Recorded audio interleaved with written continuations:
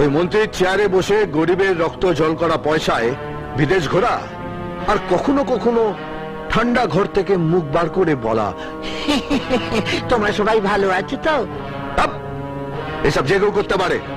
বস না, বস, বসে দেখা কি করতে পারিস। মন্ত্রিত্বটা গুন্ডামির আঁকড়া নয় যে দু চারটে পেটো মারলে কি 5-10টা লাশ ফেললে অমনি সব সমস্যার সমাধান হয়ে গেল। ক্যামেরা চলছে তো, তাই বড় বড় বাতেলা বেরোচ্ছে।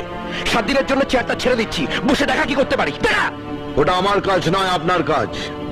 আর এই কাজটা করার জন্যই আমরা আপনাকে ভোট দিই। ব্যাস, টায়ার পাংচার? টিভিতে লাইভ টেলিকাস্ট চলছে, সকলে তোমার বুক নিয়ে শুনছে। বলো, গুন্ডামি করে খাচ্ছ খাও, কিন্তু মনে রেখো মন্ত্রিত্বটা যে কারো কাজ নয়। 7 জন্ম মন্ত্রীর চেয়ারে বসিয়ে রাখলেও তুমি 7টা সমস্যারও সমাধান করতে পারবে না।